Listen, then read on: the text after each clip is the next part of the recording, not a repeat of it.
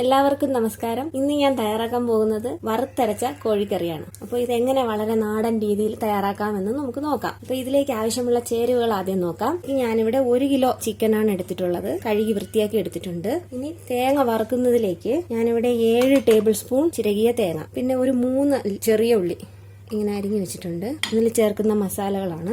അതിലേക്ക് വറ്റൽ മുളക് ഞാൻ 7-8 എണ്ണം എടുത്തിട്ടുണ്ട്. കൂടാതെ പിരിയൻ മുളകും എടുത്തിട്ടുണ്ട്. അതൊരു 4 എണ്ണം എടുത്തിട്ടുണ്ട്. ഒരു 2.5 ടേബിൾ സ്പൂൺ മല്ലിപ്പൊടിയല്ല ഞാൻ എടുത്തത്, മല്ലിയാണ് എടുത്തത്. ഇതെല്ലാം പൊടിയായിട്ട് വേണമെങ്കിൽ യൂസ് ചെയ്യാം, പക്ഷെ ഇങ്ങനെ ചെയ്യാനായിരിക്കും കുറച്ചുകൂടെ ടേസ്റ്റ്. കുരുമുളക് ഞാൻ 1/2 ടേബിൾ സ്പൂൺ എടുത്തിട്ടുണ്ട്. ഇനി ഇതിലേക്ക് ഒരു 1/2 ടേബിൾ സ്പൂൺ പെരിഞ്ജീരകം എടുത്തിട്ടുണ്ട്. ഒരു തക്കോലം, പട്ട, 5 ഏലക്ക, 5 ഗ്രാമ്പു. ഇത്രയാണ് വറുക്കാൻ ആവശ്യമുള്ളത്. ഇനി ഇതിലേക്ക് ആവശ്യമുള്ളത് ഒരു സവാള ഞാൻ എടുത്തിട്ടുണ്ട്. കുറച്ച് ചെറിയ ഉള്ളി, അതും 2-3 ആയിട്ട് കട്ട് ചെയ്തെടുക്കണം. പിന്നെ ഒരു ടൊമാറ്റോ ചെറുതായിട്ട് കട്ട് ചെയ്തത്. ഇനി ഇതിലേക്ക് 1 ടേബിൾ സ്പൂൺ ഇഞ്ചി വെളുത്തുള്ളി പേസ്റ്റ് എടുത്തിട്ടുണ്ട്. ഇനി ലാസ്റ്റ് ഇത് താളിക്കുന്നതിലേക്കായിട്ട് ആവശ്യത്തിന് കറിവേപ്പില, വറ്റൽമുളക്, ചെറിയുള്ളി ഒരു 3-4 എണ്ണം. പിന്നെ കടുകും ആവശ്യമുണ്ട്. വെളിച്ചെണ്ണയിലാണ് ഇത് ചെയ്യുന്നത്. തേങ്ങ വറുക്കാനായിട്ട് പാൻ അടുപ്പിൽ വെച്ചു. പാൻ ചൂടായിട്ടുണ്ട്. ഇതിലേക്ക് ഞാൻ ഈ എടുത്ത് വെച്ച 7 ടേബിൾ സ്പൂൺ ചിരകിയ തേങ്ങ, ഇനി ചെറിയ ഉള്ളി,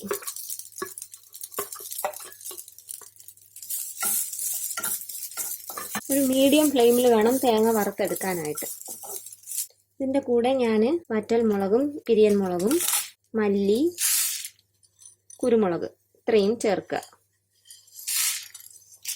മസാല ഇരിക്കട്ടെ, അത് ലാസ്റ്റ് ചേർക്കാം. ഇത് ലൈറ്റ് ബ്രൗൺ കളർ ആകുന്നത് വരെ വറുത്തെടുക്കണം. ഇപ്പൊ തേങ്ങ ഏകദേശം ലൈറ്റ് ബ്രൗൺ കളറായിട്ടുണ്ട്, റെഡിയായി വന്നിട്ടുണ്ട്. ഈ ടൈമിൽ ഈ മസാല കൂട്ട് ചേർത്ത് കൊടുക്കാം. തക്കോലം, പട്ട, ഏലക്ക, ഗ്രാമ്പു, പെരിഞ്ജീരകം. അതുകൂടെ ഒന്ന് ചെറുതായിട്ട് മൂത്ത് വരണം. എല്ലാം മൂത്ത് വന്നിട്ടുണ്ട്, റെഡിയായി. നമുക്കിത് ഫ്ലെയിം ഓഫ് ചെയ്യാം. ഇനി ഇത് തണുക്കാനായിട്ട് വെച്ചിട്ട് അരച്ചെടുത്തിട്ട് കാണിക്കാം. നല്ല പേസ്റ്റ് പോലെ അരയ്ക്കണം. ഞാൻ നല്ല മഷി പോലെ അരച്ചെടുത്തിട്ടുണ്ട്. ഇനി ഇതിവിടെ ഇരിക്കട്ടെ. അടുത്ത് നമുക്ക് മസാല തയ്യാറാക്കാം. ഒരു പാത്രം അടുപ്പിൽ വെച്ചു, ചൂടായിട്ടുണ്ട്. ഇതിൽ ഞാൻ വെളിച്ചെണ്ണ ഒഴിക്കുകയാണ്. ഒരു 4 ടേബിൾ സ്പൂൺ വെളിച്ചെണ്ണ വരെ ഒഴിക്കാം. എണ്ണ ചൂടായി വന്നിട്ടുണ്ട്. ഇനി ഇതിലേക്ക് ചെറുള്ളി, സവാള ചേർത്ത് കൊടുക്കാം.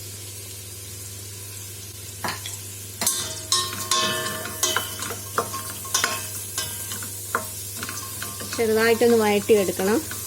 കുറച്ച് കറിവേപ്പിലൂടെ ചേർത്ത് കൊടുക്കാം. വെളുത്തുള്ളിയും ഇഞ്ചിയും പേസ്റ്റ് ആക്കി വെച്ചത് 1 ടേബിൾ സ്പൂൺ.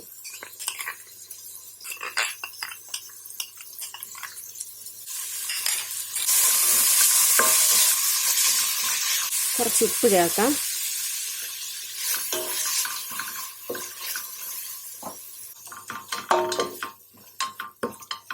മൂടി ഇട്ട് കൊടുക്കാം. കുറച്ച് നേരം കിടന്ന് അതൊന്ന് വഴണ്ട് വരട്ടെ. ഉള്ളി നന്നായിട്ട് വഴണ്ട് വന്നിട്ടുണ്ട്. അപ്പോൾ ഇതിലേക്ക് ടൊമാറ്റോ കൂടെ ചേർത്ത് കൊടുക്കാം.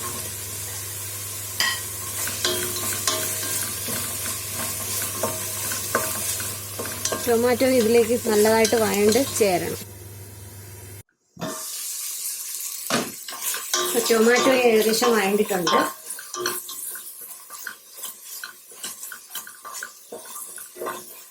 ഇനി ഇതിലേക്ക് ചിക്കന്റെ പീസസ് ചേർത്ത് കൊടുക്കാം. ഇതിലേക്ക് ഒരു 1/2 ടീസ്പൂൺ മഞ്ഞൾപ്പൊടി ചേർത്ത് കൊടുക്കാം. മഞ്ഞൾപ്പൊടി ഞാൻ ആദ്യം ചേരുവകൾ പറഞ്ഞപ്പോൾ പറഞ്ഞില്ല, വിട്ടുപോയതാണ്. അപ്പോൾ ഇതിലേക്ക് 1/2 ടീസ്പൂൺ മഞ്ഞൾപ്പൊടി.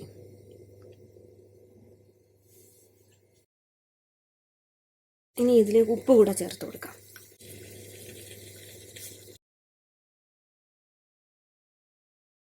ഒരു മിനിറ്റ് ഒന്ന് മൂടി വയ്ക്കാം.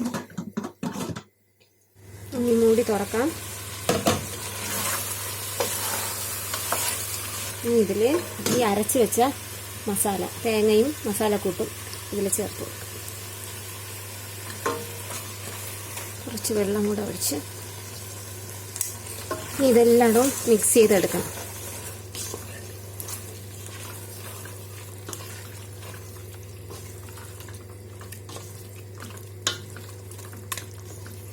ഇതൊരു 2 മിനിറ്റ് മൂടി വെക്കാം. ഇതിൽ നിന്ന് ചിക്കനിൽ നിന്ന് വെള്ളം ഇറങ്ങും. അത് നോക്കിയിട്ട് തിളച്ച വെള്ളം കൂടെ ചേർത്ത് കൊടുക്കാം.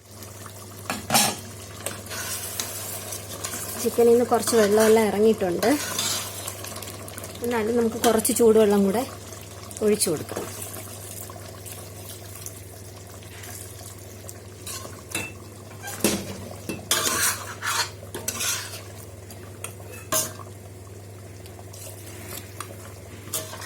ഞാനിപ്പോൾ 1 ഗ്ലാസ് വെള്ളം ഒഴിച്ചാണ് ഇപ്പോൾ ഇതിലേക്ക്. ഇനി ഈ ചിക്കൻ നമുക്ക് വേവിച്ചെടുക്കാം.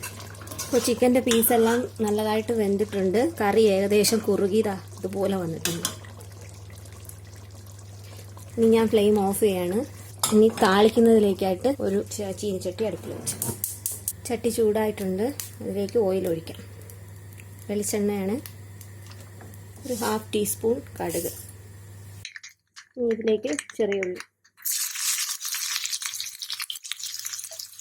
വറ്റൽമുളക്. ഇനി ഫ്ലെയിം ഓഫ് ചെയ്തിട്ട് കറിവേപ്പില.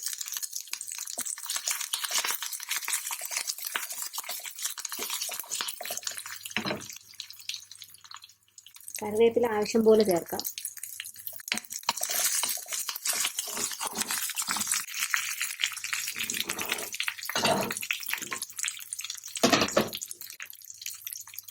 ഞാൻ ഇതിലേക്ക് ചേർക്കാം.